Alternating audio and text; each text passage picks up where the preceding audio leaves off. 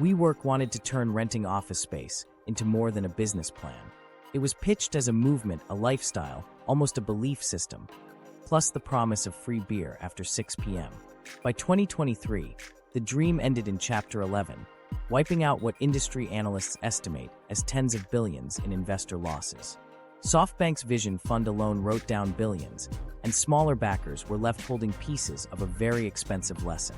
But who really paid the price? The bankers? The landlords? Or the workers who discovered they might not need an office at all? By the end, you might even be rooting for the banks. To understand how it reached this point, we have to rewind to those final days when the world watched a $47 billion promise unravel into bankruptcy court. The final days before collapse. The final days before WeWork's bankruptcy were not sudden or surprising. They were a slow, grinding collapse. The warning signs had been flashing for years. The company had never generated a profit, its costs consistently outstripped revenue, and its survival depended on nonstop growth. By 2019, WeWork had briefly convinced the world it was worth $47 billion in the private markets. Just 2 years later, it limped into a SPAC merger at a public valuation near $9 billion, a stunning comedown that foreshadowed how far it still had to fall. The fragility came down to something simple. WeWork signed 10 or 15-year leases with landlords, then rented spaces out month to month to members who could walk away at any time. That imbalance looked clever when growth was booming, but turned poisonous as soon as demand slowed. Imagine owing rent on a luxury office tower until 2035 while your tenants canceled with 30 days' notice. That was the business model in a nutshell. By the early 2020s, leaders scrambled to offset the damage.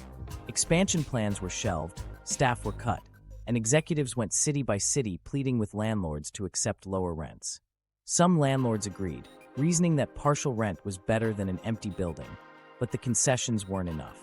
Expenses continued to exceed revenue, and office occupancy remained stubbornly flat, particularly in the flagship markets that had once been presented as the company's crown jewels.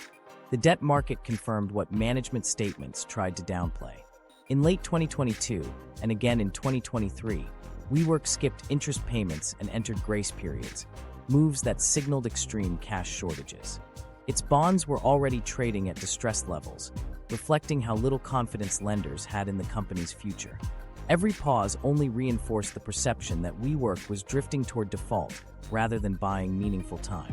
There were still pockets of optimism. Some insiders argued that if bankruptcy could slash debt and shed bad leases, the company might emerge leaner and functional.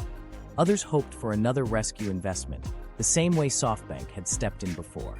Yet those hopeful scenarios ignored the same stubborn math. WeWork remained locked into more rent obligations than membership fees could cover, and there was no sign that gap would close on its own. By mid-2023, that reality was spelled out directly. In financial filings, WeWork's management warned there was substantial doubt about whether the business could continue operating.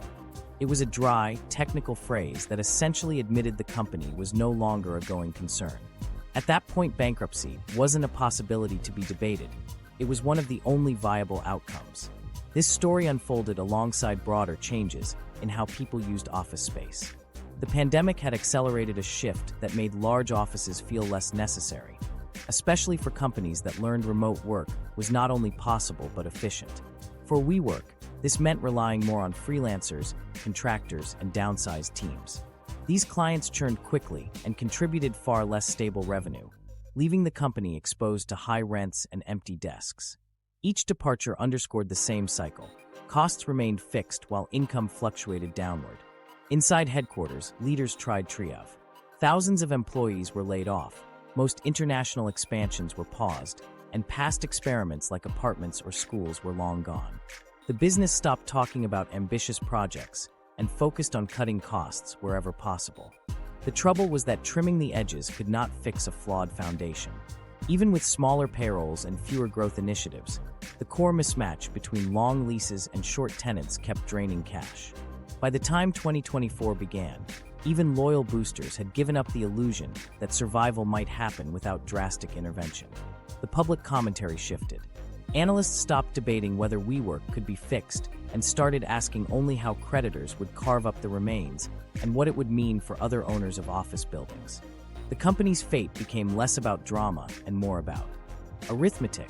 The numbers simply didn't work. What made the decline remarkable was not that a startup burned through money. That happens all the time.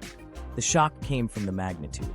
This was a business that had once occupied some of the most recognizable office towers in major global cities and had raised more than $20 billion from high-profile investors. Its collapse didn't look like a small flameout, but like a controlled demolition, scattering debt, empty leases, and massive write-downs across the financial system. Adding to the surreal quality was how WeWork had once presented itself. In its failed 2019 IPO filing, the company declared that its mission was to elevate the world's consciousness.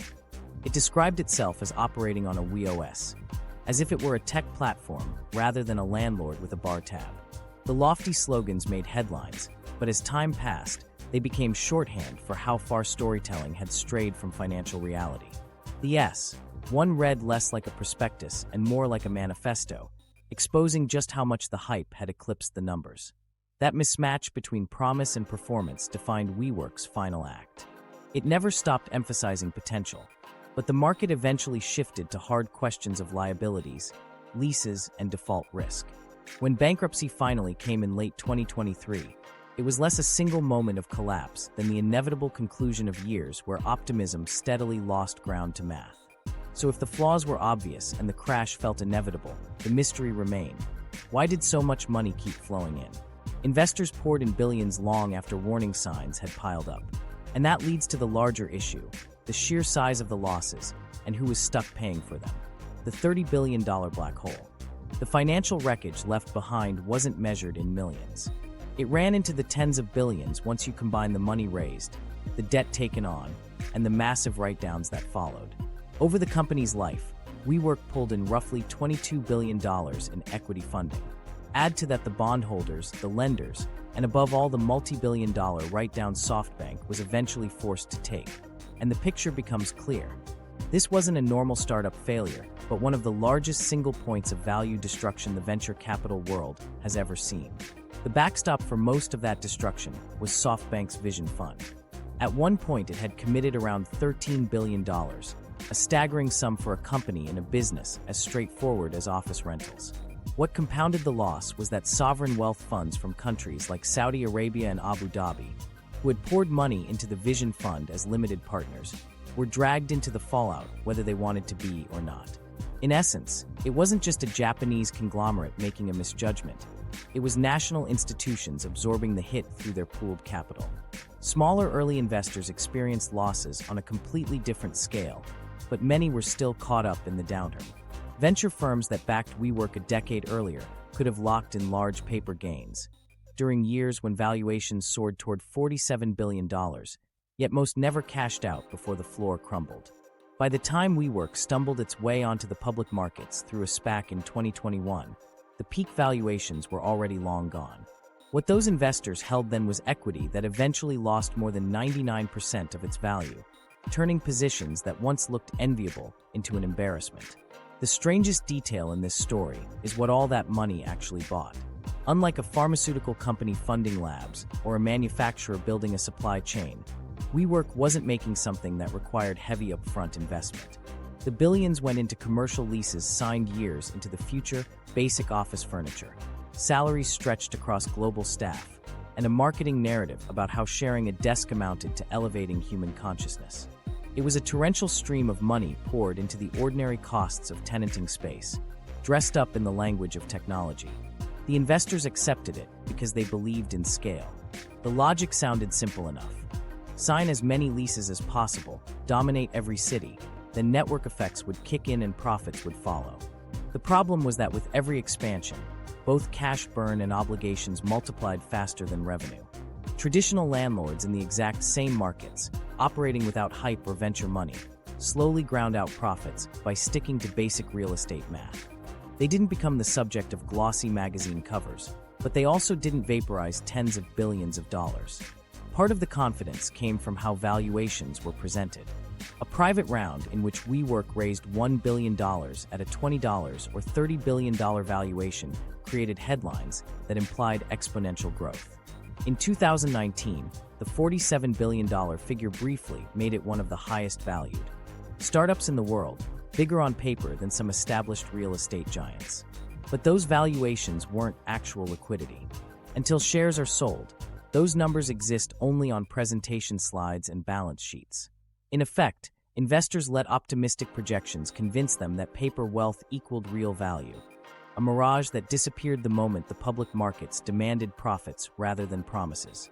The black hole was made up of layers like that. One layer was the belief that losses at scale could somehow normalize into profits. Another was the idea that by branding it as a tech platform, investors could justify paying technology-style multiples for an old-fashioned leasing model.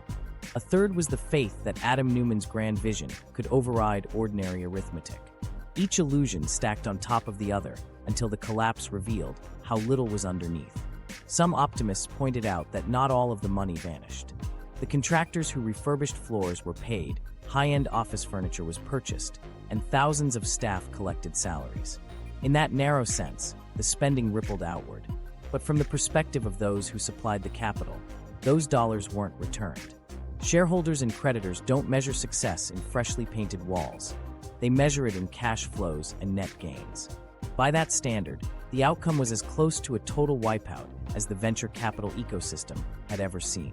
Stack it up against other high-profile failures, and the contrast is stark. Normally, even catastrophic flameouts leave something behind. Code bases, patents, proprietary data, or even just a user base someone else can acquire. WeWork's remnants were renovated offices landlords later repossessed, a few neon signs, and some digital tools for booking conference rooms. None of it added up to a fraction of the money burned to get there.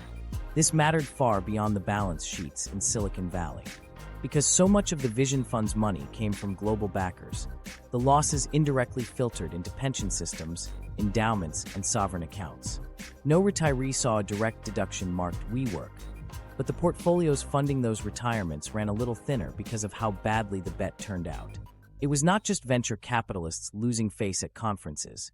It was institutions managing generational wealth admitting they had been part of the failure.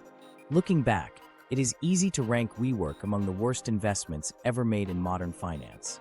Not merely because of the raw number attached to the losses, but because of what that money achieved, or failed to. $22 billion in equity, layered with billions more in guarantees and debt, evaporated without enabling a sustainable business model. That level of destruction in exchange for nothing more than short-term access to stylish office space makes WeWork less a story about offices and more a textbook case of investor delusion. For all the blame that can be spread among markets, hype cycles, and over-exuberant venture firms, one actor committed more than anyone else, both in dollar terms and in influence.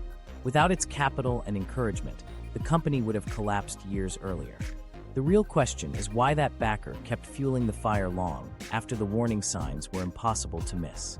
SoftBank's enabling role. SoftBank sits at the center of this story because no institution did more to make WeWork appear unstoppable.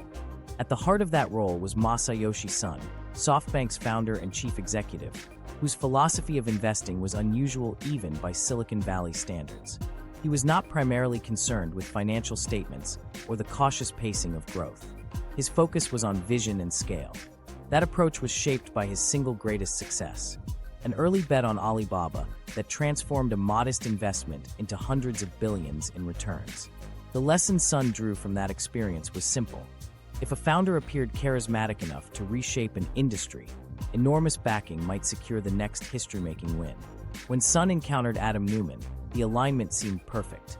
Neumann excelled at selling stories about redefining how humans worked and lived together, while Son was searching for ideas large enough to justify his colossal fund. The Vision Fund launched with around $60 billion in capital, much of it from Saudi and Abu Dhabi sovereign wealth funds, and it was under pressure to deploy that money into targets that sounded like the future. WeWork appeared to fit that mold. In 2017, SoftBank put in a $4.4 billion investment that catapulted the company's profile and made it one of the most valuable startups in the world. From there, the checks only got bigger. This cycle produced a cascade of cause and effect. Son's track record with Alibaba created the appetite for bets at a breathtaking scale. The capital from Vision Fund then sustained WeWork's expansion far past what operating data justified.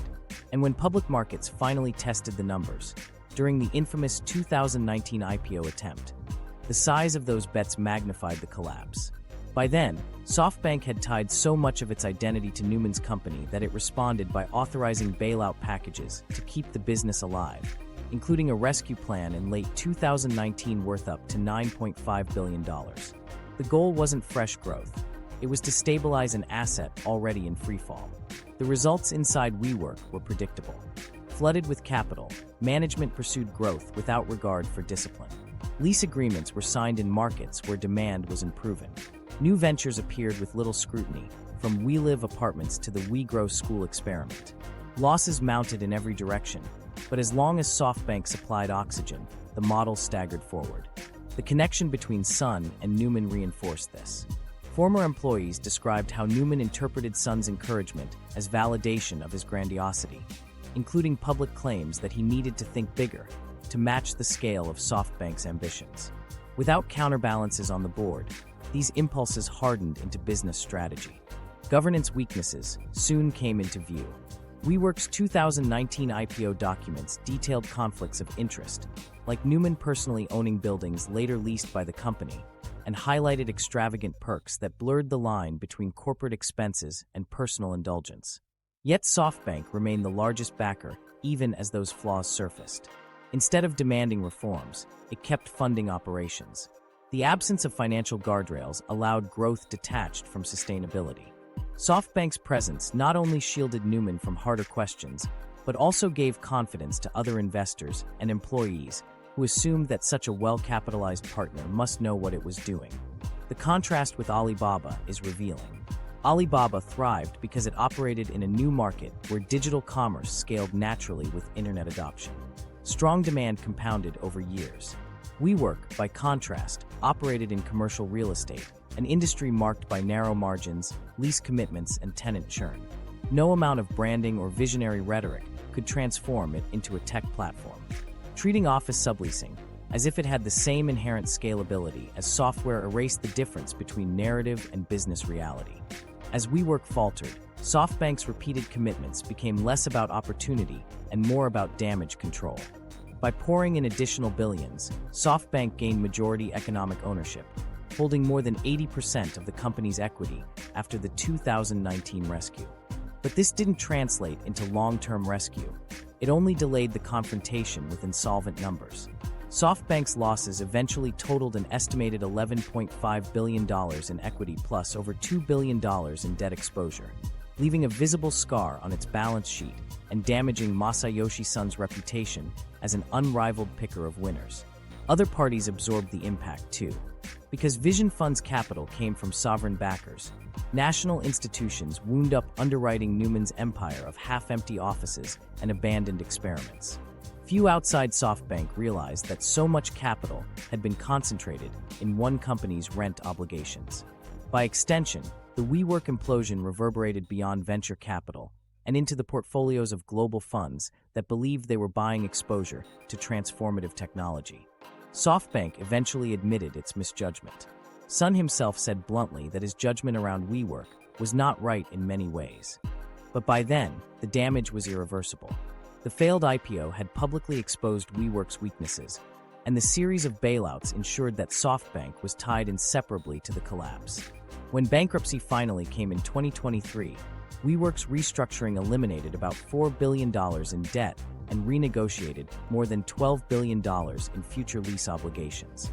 Those numbers illustrate the scale of the obligations that had been stacked up during the growth years, the precise commitments that SoftBank's funding had made possible.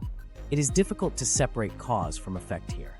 WeWork's model might have collapsed on its own, but the depth of SoftBank's pockets prolonged the experiment and multiplied the losses. Without that support, the company may have failed earlier and with less global fallout. With it, WeWork carried on until its reach was so vast that its bankruptcy became symbolic of an era of financial excess. In the end, SoftBank's role wasn't just that of a lead investor. It was the enabling force that allowed Vision to overwhelm arithmetic for years longer than markets might normally allow. By the time the collapse was official, the excitement that once surrounded co-working had been replaced by skepticism about whether large offices were necessary at all. The assumptions that justified WeWork's growth were already coming under pressure, and soon the world would put those assumptions to the harshest possible test. COVID proved offices weren't essential.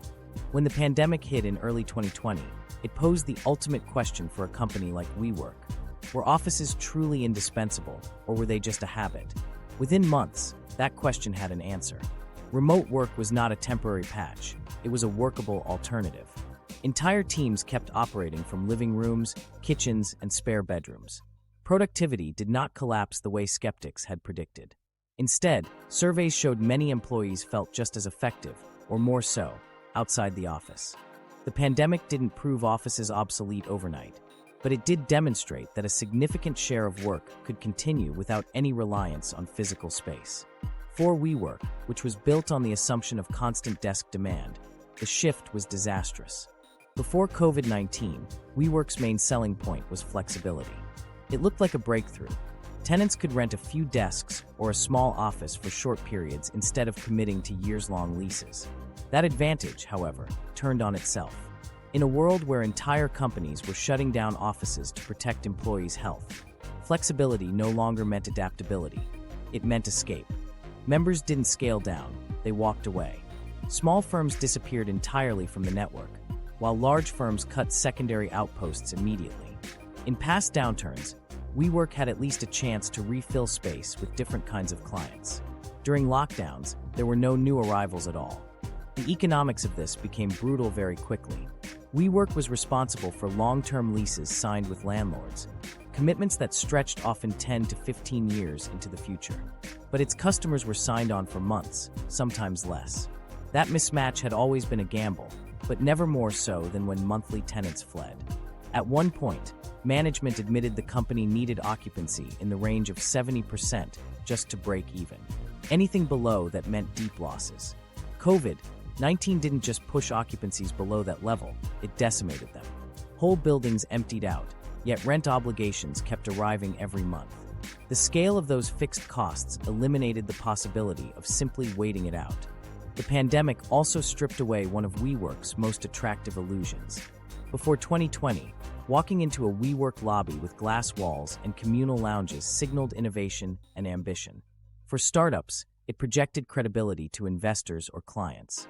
But in the age of distancing, those same features looked like risks rather than perks. Shared kitchens, crowded couches, and open-plan layouts felt less like collaboration and more like exposure. What had been sold as a lifestyle advantage became a liability.